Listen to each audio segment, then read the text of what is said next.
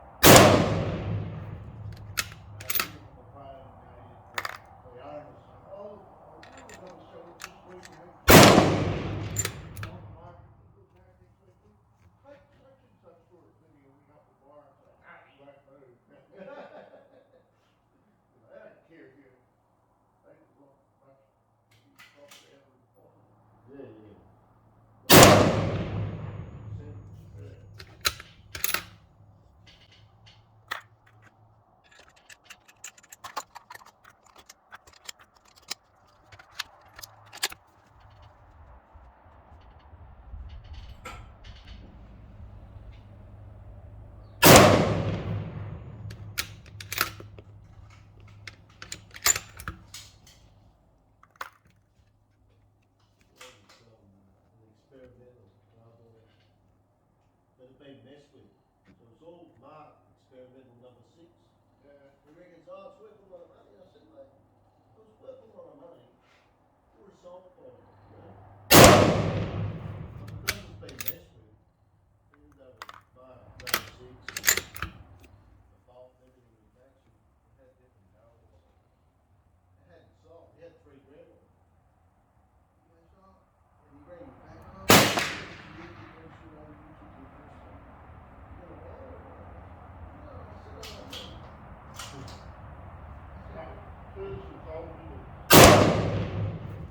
no. Yeah, it's just a still the right way.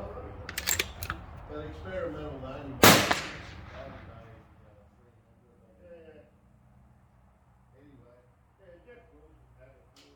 He's got 15 grand for it. Yeah. Anyway, he rings me back a few months later because this time I was going. How many pages over? It was a new list. He has, $2 grand. I said, mate, it's only store I was at, it's only worth 1,500. You give me 1,500?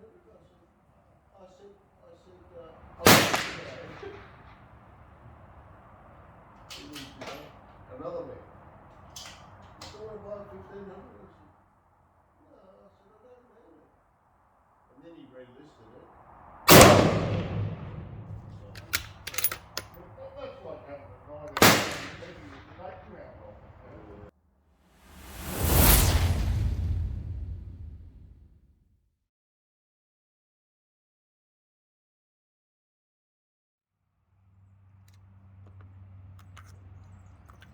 There must be enough for all of it.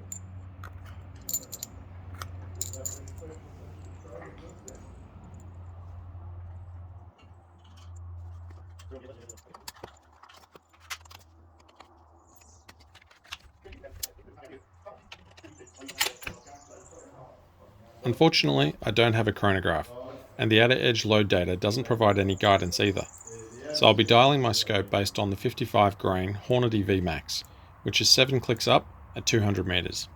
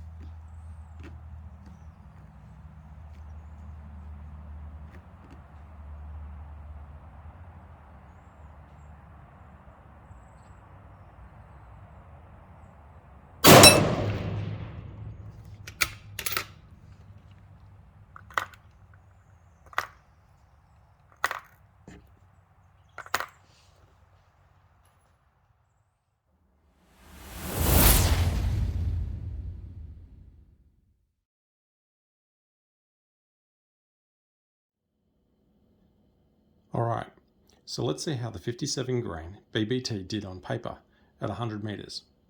Just a note that the rifle was shooting high because I dialed it in at 200 metres on my previous outing, and I forgot to zero back to 100 metres. Okay, so let's take a look at the first group.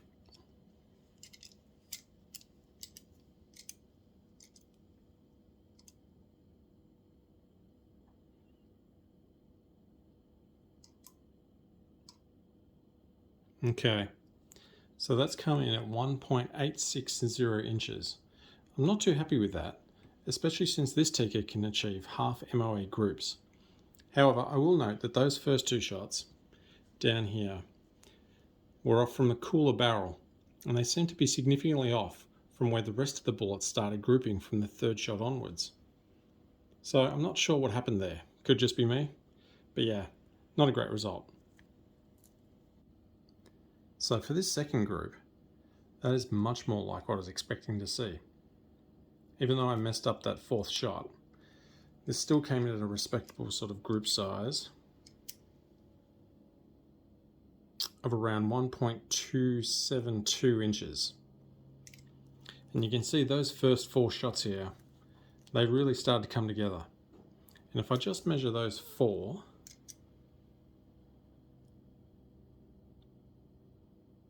then we're really looking at like 0.71 of an inch.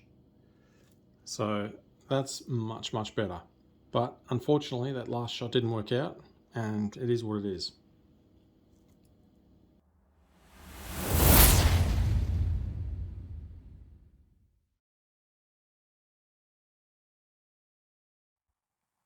We've had a look at the results on paper.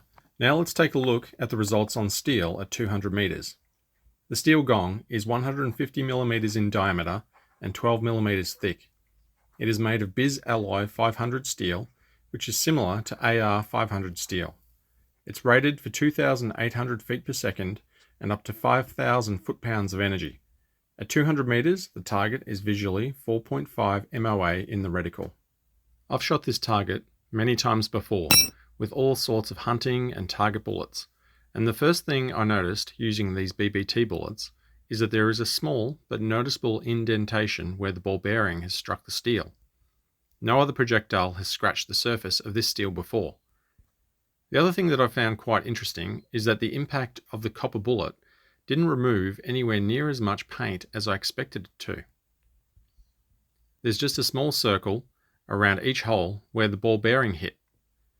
Now, Outer Edge mentioned that the ball bearing is to improve ballistics compared to a traditional hollow point, and that makes sense, but I was surprised to see the energy transfer that those little ball bearings had, knocking a little hole in that steel.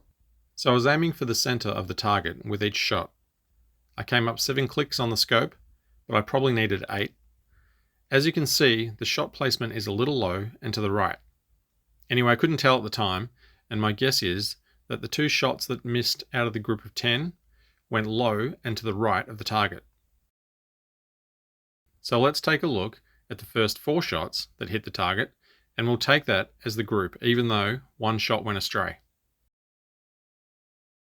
So measuring these 4 shots comes in at 2.027 inches, right on 1 MOA.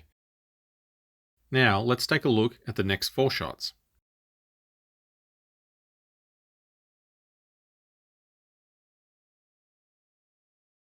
And measuring these last 4 shots comes in at 2.616 inches, which is about 1.3 MOA.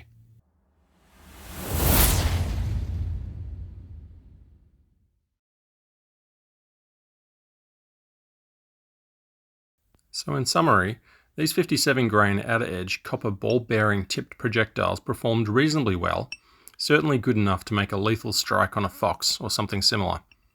However, they didn't group as nicely as I would have liked on paper, especially given I can get half MOA groups with this Tikka using Hornady VMAX or Sierra Blitz Kings.